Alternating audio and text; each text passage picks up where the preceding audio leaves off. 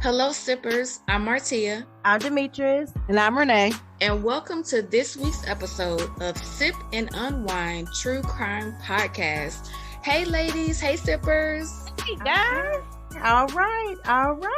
Rocking and rolling. How's everybody doing? I'm doing great. How about you, girl? I'm good. I have a bag of peanut M&Ms right next to me, so I'm doing dandy. All right, then. And how about you, Mr. Demetrius? How you doing tonight? I'm doing good. I'm just ready to get into this beverage for tonight. Tonight, we are all sipping on a passion fruit mojito. It is so delicious. The ingredients are so simple. And I'm going to post everything on our Instagram and Facebook pages if you want to make this drink. If you end up making this drink, make sure you tag us so we can see how you mixed it up. And we can shout you guys out. Right. Exactly. Yes. All right. So sippers, real quick, if you didn't already know, although we are a true crime podcast, we also discuss many other topics. So please make sure you keep listening after our case discussion because we have a few other segments you don't want to miss. Now, before I begin speaking on this case, I want to acknowledge the people that these crimes have left a lasting impact on. We want to send our heartfelt sympathy to not only the survivors, but also the loved ones and friends of all the victims we are about to discuss. All right, sippers and ladies. So today's case takes us back to the year 1987 and takes us over to Harris County, Texas. I'm going to discuss the case of Frances Elaine Newton. The victims in this case are Adrian Newton, Alton Newton, and Farrah Newton. So let's get into this case. On March 18th, 1987, Frances, who was 21 at the time, took out a $50,000 life insurance policy on her 23-year-old husband, Adrian, her 21-month-old daughter, Farrah, and herself. At the time she took out those policies, Frances and Adrian were having problems in their marriage. The couple was still living together along with Adrian's brother, Sterling Newton, and they were also both dating other people. So it's like they were separated, but still. Oh boy, this sounds shady already. Right, exactly. They were still living in the same house. But anyway, on April 7th, 1987, between 5:30 and 6 p.m., Sterling came home. But when he got there, Frances asked him to leave out for a while so that she could have some private time to talk with her husband, Adrian, about their marital problems. Frances claimed that Adrian was having some trouble with drug use. He had went from using marijuana to using cocaine. They were getting into a lot of fights and arguments, and all of this was due to the stress of them being separated. So Sterling agreed to go ahead and leave out, and he was probably gone for about an hour to an hour and a half. At around 6:45, 7 p.m. that same night, Adrian's girlfriend, Ramona Bell, called the house, and they spoke for about 15 minutes until Adrian said to her that he was tired, he was ready to go to bed, but he said he wasn't going to go to sleep until Frances left because he did not trust her. Oh, wow. Right. Like, that's crazy when you can't go to sleep because you don't trust the person that you're married to. So one of Adrian's friends, his name is Alphonse Harrison, said that he had seen Adrian earlier in that day, and the two of them made plans to get together on that night. Alphonse called the apartment at around 7:15 p.m. and Frances answered the phone. But when he asked to speak to Adrian, Frances put him on hold and left him there. She never even went back to the phone. She never tried to explain whether Adrian was going to come to the phone or anything like that. So when she did that, Frances also left the house and went over to one of her cousin's houses that lived in the area. Her cousin's name was Sandra Nelms. And she asked Sandra to come over to the house for a visit. Now, before the two women left to go back over to Frances's apartment, Frances took a blue book bag that belonged to her son out of her car, and she put it inside of an abandoned house next door to where Sandra lived. And just a side note, that house, even though it was abandoned, it was actually owned by Frances's parents who no longer live there. Okay. Yeah. Right. So I'm assuming this must be a small town. I don't know much about this place in Texas. So she left that bag in that house and then they went on back to her apartment. But when the two women first got there, nothing looked out of place. And then Sandra spotted blood on the floor. And then shortly thereafter, Frances discovered her husband Alton's body and realized he had been shot. She immediately called 911. So at around 8:30 p.m. that night, police arrived at the couple's apartment complex due to the report of a possible shooting. Deputy Ricks was the first to arrive on the scene, and he spoke to Frances and Sandra. He did go inside and he found the bodies of Adrian, Alton, and Farrah. Oh, wow. Adrian was on a couch and he had been shot in the head. The two children were in their beds and each of them had been shot in the chest, and the young man was Yes, the 2 children were killed as well as the husband, and each of the babies had been shot in the chest. Deputy Ricks found no sign of struggle or forced entry, and Mhm. it's just so sad. Like Yeah, that is horrible.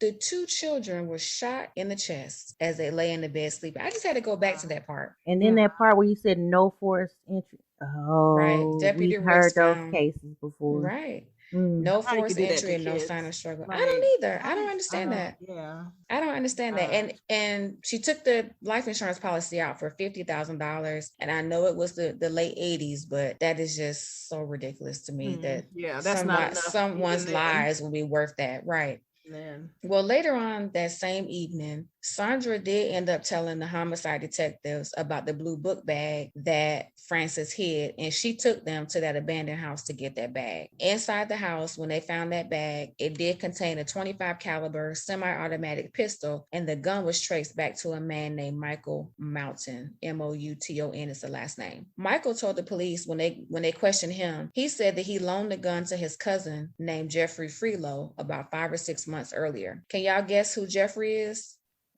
No. Okay, I'll get to that in a second. When detectives showed Jeffrey the gun, he recognized it and said that he kept that gun in a chest of drawers in his bedroom. But he also said that his girlfriend, Frances, often did his laundry and she had easy access to the gun. So Jeffrey was Frances's boyfriend at the time. Okay, so they just living So she had access to, happily yeah. together. Yeah, Wow. he basically he threw her, I talk about snitching, but he threw her under the bus immediately. He was like, yeah, that gun looks familiar. And yeah, I probably did borrow it, but my girlfriend had access to it too. He went ahead and put that out there real quick. Like, don't tie me into that mess.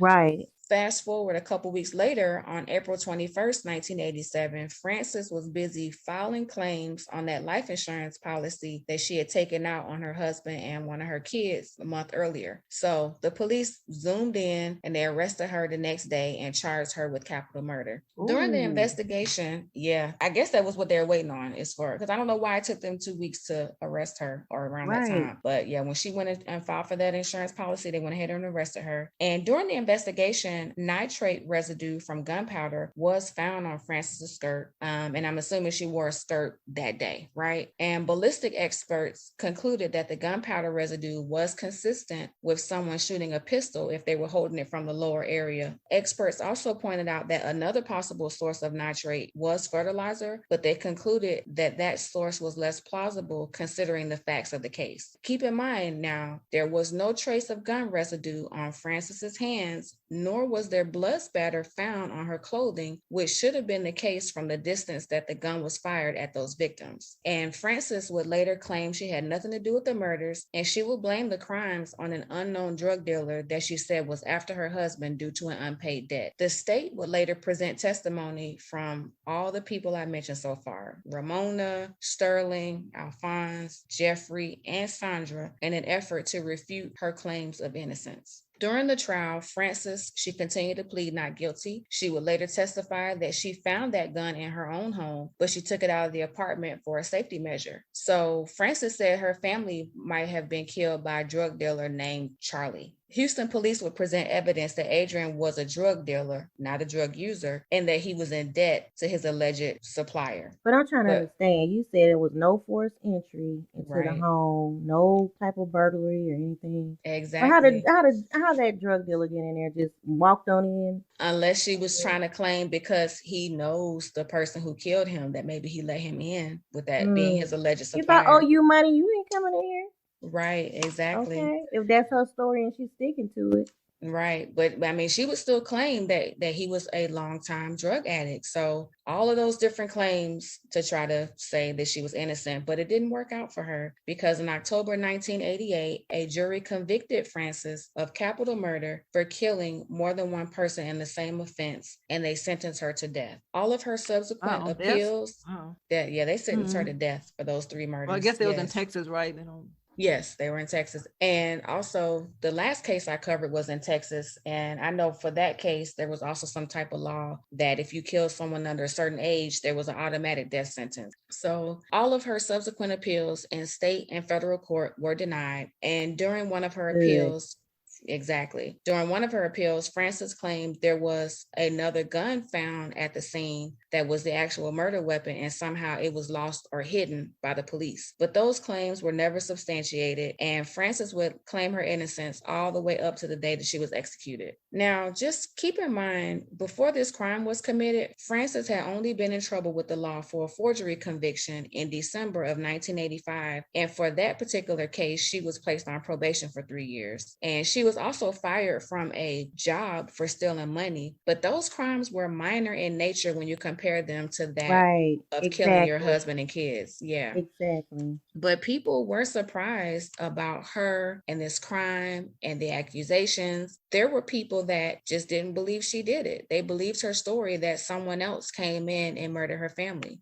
And this went on for years. There was a movement online. I think there was a petition that was put out there Really? to prevent her from being executed. And 2 hours before her scheduled execution on December 1st, 2004, the Texas governor at the time, Rick Perry, he granted a 120-day reprieve to allow more time to test the forensic evidence in the case. There were also conflicting reports as to whether a second gun was recovered from the scene. Ballistic reports appeared to demonstrate that a gun was recovered by law enforcement and allegedly connected to Frances after the offense, and that was the actual murder weapon. A relative of Frances, who was incarcerated shortly after those murders, was also claiming that he shared a cell with a person who was bragging about him being the killer. So one of her family members said, no, the killer was in jail or in prison with me, so my cousin couldn't have done it. But there were numerous individuals, including, what'd you say? I'm sorry. There's so much confusion. Exactly. Yeah. Yeah, that's like an onion peel, and it's just too many layers to this. It is. Yeah. That's just too much. But numerous individuals, including 3 members of the jury that convicted her, they expressed concern over evidence that was not presented during the trial. I'm not sure exactly what the evidence was that they left out. I'm not sure if they couldn't speak about it, but I couldn't find any information about what evidence was not presented. But just the fact that a couple of jury members was sitting up there like, wait a minute, it might be some missing pieces to this puzzle here. So on August 24, 2005, the Texas Court of Criminal Appeals, they turned down a motion for a stay of execution, and they turned down another appeal on September 9th, and it was the 4th application that was submitted for this. The Texas Board of Pardons and Paroles voted 7-0 on September 12th not to recommend that her sentence be commuted to a life imprisonment, despite evidence raising doubt about her guilt and a letter from her husband's parents asking that her life be spared. So even throughout all of this, Texas was like, nope, we're still going to keep her on death row and she is still going to be executed. The same day the United States Court of Appeals refused an appeal of her sentence, her new attorney asked the governor for a 30-day stay to prove that she was wrongly linked to whatever murder weapon they found. But the United States Supreme Court declined without dissent on those 2 appeals. So okay, so you're just using up taxpayer dollars. Right. Just to try to prove but like your I said, it innocence. was actually, I mean, as you can see, his parents were like, spare her life. So I mean, it was Right. people that wanted her to live, even if they felt like she was guilty. There were other Right. people that felt like she wasn't guilty, and then there were those who felt like she was. But unfortunately, she was executed. And when she was strapped to the death chamber gurney with her parents among some of the people that were watching, she decided not to make a final statement. And when they asked her if she wanted to say anything at all, she just declined to speak. She was 40 years old when they executed her, and she did make eye contact with her family as she was ingested with whatever they used to put people to death. So that is the story of Frances Newton. So my question to the 2 of you, even though, like I say, there's more to this case because it's been on a couple of shows and there's a lot more parts of the story, but this is the gist of it. This is the summary. So do the 2 of you feel like she was guilty, or do you feel like she was wrongly convicted? I don't know.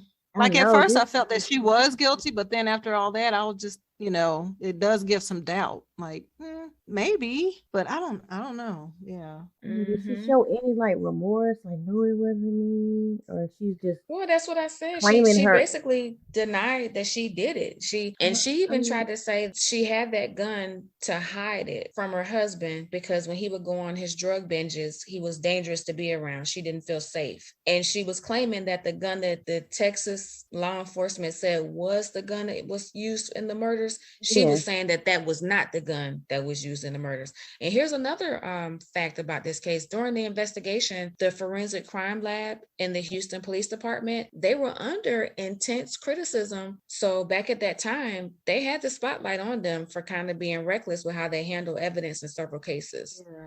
There's something that I've learned after looking at, so many different crime shows and, even the first 48 and stuff like that. Is sometimes, when it's the crime happens and at the beginning, you're like, oh, for sure he did it, for sure. Right. And then other stuff comes on and you're just like, oh, you should have an open, mind about stuff and just, like, because I'm tricked, I'm like, they tricked me. Like, no, I really thought that this person really, dead ass did it. But yeah, so I don't, it's possible. It's possible that it might not have been her. To me, it sounded like they couldn't wait to put her on death row and execute her the way they processed that. I've never heard.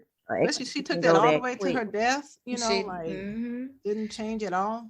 Yeah. In this same police department, they said that for at least 15 years, they were having trouble in the crime lab, specifically with the DNA division. So they were saying, okay, DNA evidence proves this person did it, but wait a minute. DNA was tampered with or DNA was coming up incorrect. So I don't know. I will say my opinion is that she committed the crime. But the only reason I have to say that is because I do feel like it's kind of odd that coincidentally you took out that life insurance policy and then less than a month later your family is murdered. Right. And we've seen those cases. Right. Plus the fact that they were having marital problems and they were already dating other people. So even though I kind of see how they can say there wasn't enough evidence to really pin it on her, but they pinned it on her anyway, I don't think there's any other suspect in my mind. Right. And I almost kind of felt like somebody helped her with it as well, No forced entry into the home, nothing stolen, nothing. I don't know. I would hate to believe that a mother could be that heartless, but yeah. Greed make people do some things. I know I was about to say, you would think that, but oof. Exactly. So my source for this case is good old Murderpedia, and I think it's time to close the book on the Frances Newton case, unless either of you have any more commentary to add here. I don't, but I just hope that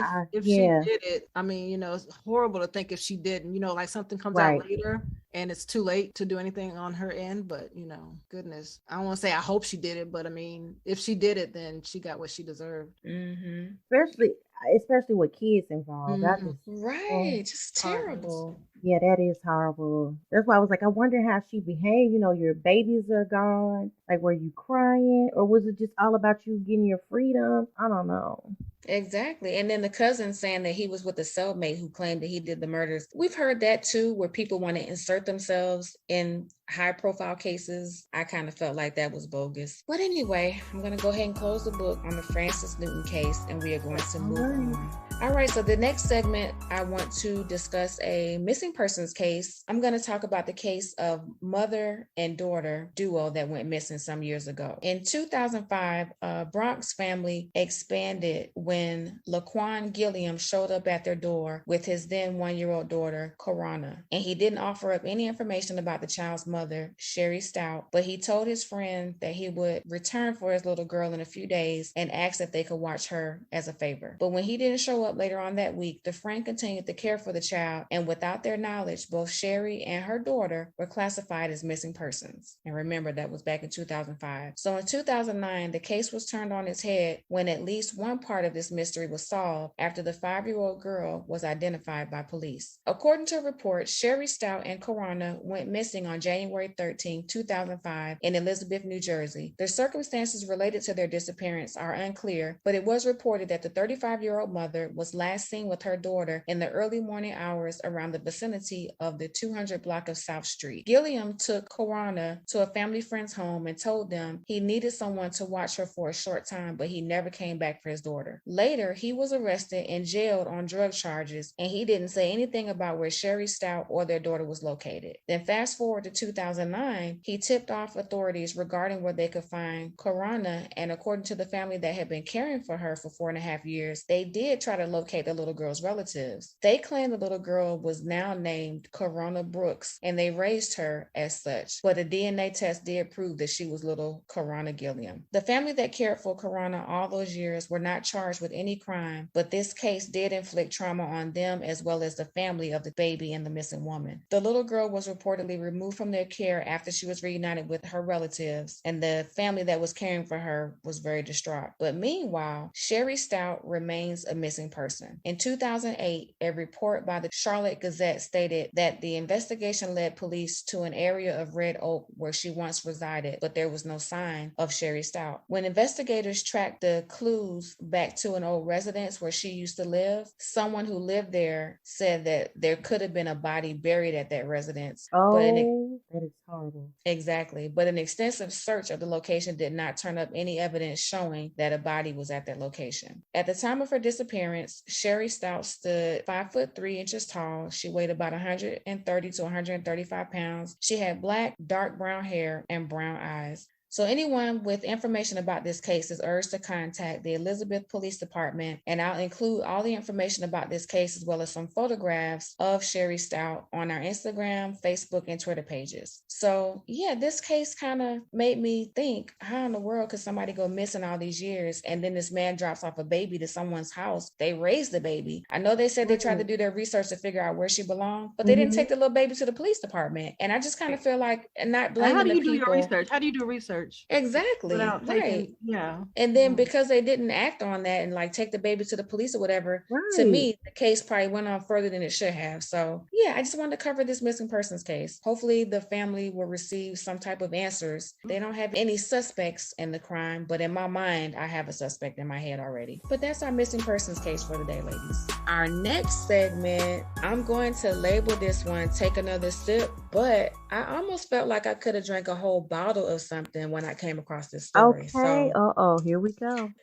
All right. So not too long ago, I was watching a movie on Lifetime. It had a good storyline. I felt like it did, even though I couldn't really pay 100% attention to it because I had work I was doing. I still was like, I think I'm gonna keep this one on.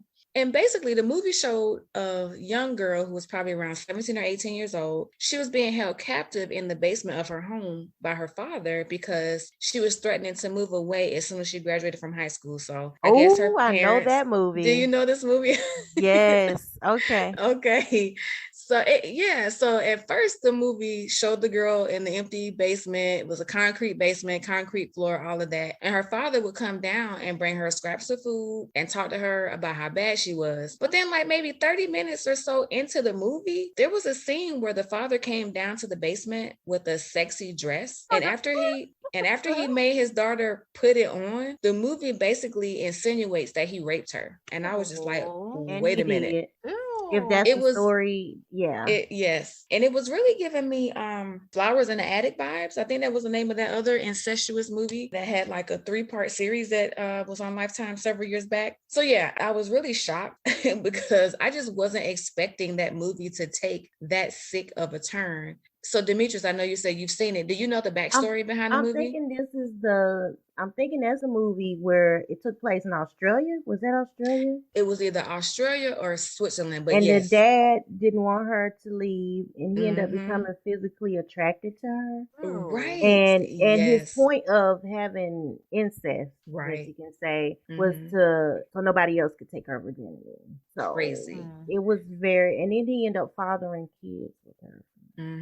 Exactly. So yeah, I just was like, I wasn't expecting the movie to take that sick of a turn, and because it was so crazy, I was getting ready to say that. Yeah, so I said, let me Google to see if this might be based on a true story, and sure enough, it was. So the movie was called The Girl in the Basement, and the young woman that the movie is about, her name is Elizabeth Fritzl. So I'm going to just basically read an article to y'all that I found on therealmango.com. So even though we just gave a summary of it, it is just so deep. I want to share these details. Let me pause you for a second. Initially, in our season 1, I was going to take that on as a case. Really? It's too deep. It's got so many layers.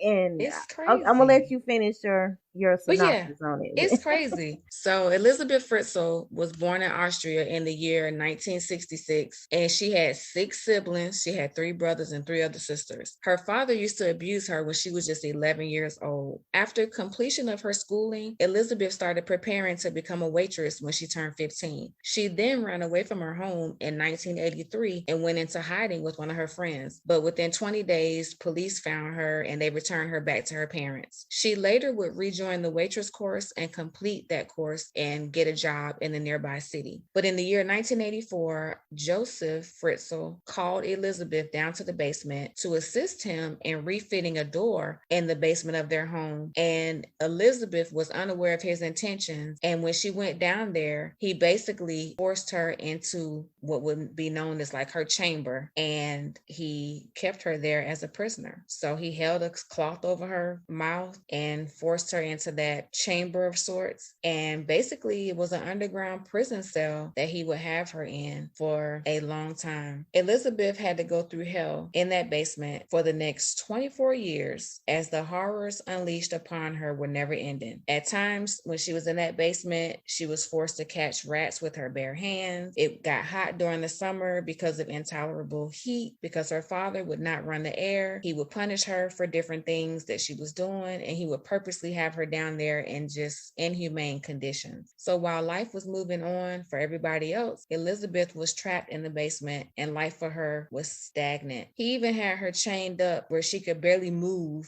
from side to side on the bed. He was raping her and asking her to do these different sexual favors, and he basically fathered her 7 children. One of the babies did pass away, but there was a set of twins, and one of those babies did pass away. But it's recorded that he raped her at least 3,000 times within those almost 25 years that he held her captive. Yep, she kept like a tally, if I'm not mistaken. Mm-hmm. Because that was her only way to escape what he was doing. I can't even wrap my mind around this. Now, 3 of the kids, which the movie did show this, of course, because it was about her life there. 3 of her kids were with her in the basement, while the other 3 children appeared mysteriously at the doorstep of her parents' home. What happened is she couldn't just be down there with all those kids. So the father said, well, I'll raise them. So he delivered them to the doorstep and had his wife thinking that even though the daughter wasn't with them, he had her wife thinking the daughter had ran away and was basically sending her babies there for them to care for the kids because she was unable to care for them. So he would have her write letters with her handwriting so her mother could believe those letters. So the mother would take in those kids and she's like, oh, these are my grandbabies. Like, I don't have my daughter, but I've got her grandkids and I'm going to raise them. So I can't even imagine though, the family living upstairs going about life as usual while that girl was down in that basement. 20 plus years. You gotta have a normal life. Like, how does that even work after that? After going through that? Exactly. I don't know if Martia got information on that, but why did she die? No, she just okay. Hard for her to adjust to everything. Oh yeah, this article gets into that. Okay. So yeah, I'll get to that in just a few minutes. But like I said, so she had 6 kids, but she actually gave birth to 7. But one of her kids died prematurely just after birth, and because the child was couldn't breathe. Basically, she was giving birth by herself. So her father never allowed her to go to the doctor. She had to go through all that alone. Mm-hmm, exactly. And when that baby died, the father basically took the baby and burned the child's body in an incinerator. Oh my gosh. And he tried to defend himself during his trial, saying that he locked her up because her behavior was so difficult and hard to predict. And he locked her up to basically save her and protect her from the outside world. But now that doesn't explain why he would have her reenact scenes from violent pornographic movies and put physical injuries and harm to her. That doesn't explain any of that. And not to mention the torment that she had to have gone through, not just for those 25 years, but for the first 5 years in that basement, she was by herself. It was about 5 years before she had a baby by her dad. Right. So, and when the baby started to come, she described it as being a horror because she was looking at her kid and she was no longer alone, but she tried to commit suicide because these were her father's kids. Like, she was looking at the kids like, okay, I love these babies because they belong to me, but they also belong to her dad. So she went through, as Demetria stated, she went through a lot of psychological issues. She had a lot of psychological issues from being in the basement, but then of course dealt with that afterwards as well. That man was so sick, he even installed a system that would give electric shocks if anyone in the basement tried to escape, and those shocks, oh wow, he said would kill them all instantly. And like I said before, he had the whole family like just her and her kids living in that little box. In fear, yeah. And he, like I said, he would turn off not just the heat or the air, but he would just turn off the power in that basement and leave them alone for days in complete darkness. And he was doing all of that even before she had the kids. And the kids witnessed the sexual assaults and they witnessed the abuse as well. So fast forward to when her oldest daughter, Kirsten, who was 19 years old, she got sick and needed to go to the hospital. But initially, Joseph was not trying to take her. And when he did, he took her by herself. And the doctors were looking at her condition and like, okay, wait a minute, something's not right, because the condition that she had was a condition that they will only see from children who were created by people who were related. So the doctors knew, hey, something's not right, because this condition is only in children who were created by father, daughter, sister, brother, mother, son. Exactly. So doctors alerted the police officials about the incident, her condition, and they were trying to figure out, okay, who are the parents? In order to try to escape getting in trouble, once Joseph knew that the spotlight was on him, he didn't know exactly what was going on behind the scenes, but because of all the questions he was being asked, he was able to sneak his daughter out to the hospital. And when she went to visit her daughter, she was able to alert hospital staff there that she was in trouble and needed help. And that is basically how she began to escape. And it was a whole process to get her separated from her father, because he kept a close eye on her when they went to the hospital. Not to stop your story, but it just fine. make you wonder, like the mom, because the mom was still there, y'all, the whole time. Exactly, like, did you not wonder where these babies are coming from? Did you not want to know, like, because she knew, but she now she did, but she acted like she believed. He had this private door, and he told everybody in the house, "Don't touch that door, don't go to that door, don't look at that door." Like, that would make me curious, crap, because you're down there for hours, right? Exactly. And the thing is, I don't know. To me, it was kind of weird because the movie gave this depiction that one of Elizabeth's sisters went down to the basement to try to investigate, but then she just wasn't able to figure out, okay, what does dad have going on? And she did have some keys in her hand, but if I'm not mistaken, at least how the movie depicted it, like the door was down there, but it was like hidden by a shelf or something like that. It was a hidden bunker, like you couldn't tell it was another enclosed building attached, because he took time to build Exactly. He did. And right when he almost was finished, that's when he called her down there to trap her in that. I mean, and I'm just like, it's a sick story altogether, but I still just didn't understand, what was it about her out of the 4 girls that he had? What was it about her that he was just so obsessed with, right? And then also just to think that you had 3 kids that didn't see the light of day until the day that they were rescued, but then the other 3 kids was like living a somewhat normal life. Right. I just couldn't imagine. But for me, and I talked about this with my own spouse, I wish he would spend all afternoon and all evening in the basement away from his family for hours at a time. Like, they got to be questioned. And I don't know what he got going on down there. You know what I'm saying? For years. Exactly. 20-something years, though. It ain't like it was 1 or 2 years. You're doing this as a routine. Like, where are you going? What are you doing down there? Exactly. Wow. So after Elizabeth was rescued by police officials and they took her immediately to the state care center, she was also given therapy in a nearby village. Psychologists who have examined her suggested that she should be given lifelong therapy because of the piled up trauma that she suffered for years. And it's now said that Elizabeth is living in a bright home along with her younger kids, so that there is little chance of being reminded of the past. And even though Elizabeth is now in her 50s at the time the article was written, the latest picture of her was taken more than 35 years ago when she was just 16. Officials have given their best efforts at keeping her identity private so that she didn't have a whole bunch of public attention on her story, because she wanted to try to get back to living a normal life. She was given a new name, but she still lives in an Austrian village and they keep that location anonymous. But yeah, the ages of her children are as young as 19 all the way up to 33 years old. And understandably, a couple of her children have had a difficult time recovering because they've experienced great anxiety and they're prone to panic attacks.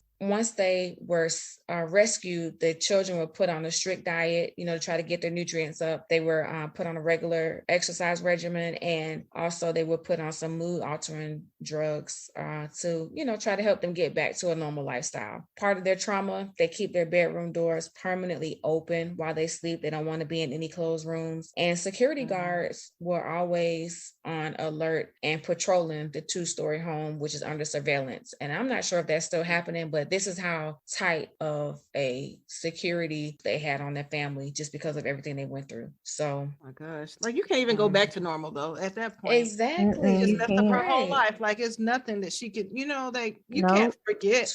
Exactly. That's a long time. That's you're right. Basically her whole life, 20-something years.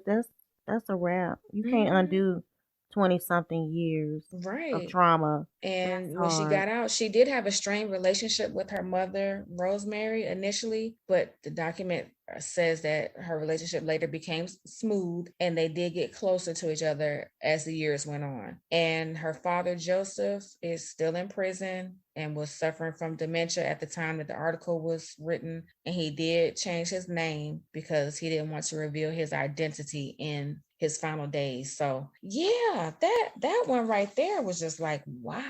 I can't believe they allowed that. You that heartless, you don't deserve to do anything to protect your identity. No. That's heartless. Now, the irony is the article did mention what his alleged new name is, which I thought was kind of funny because I'm like, well, his identity couldn't be that hidden with them posting it. They probably knew her too, but didn't do it. But was like, forget him, whatever. Right. Post this. Yeah.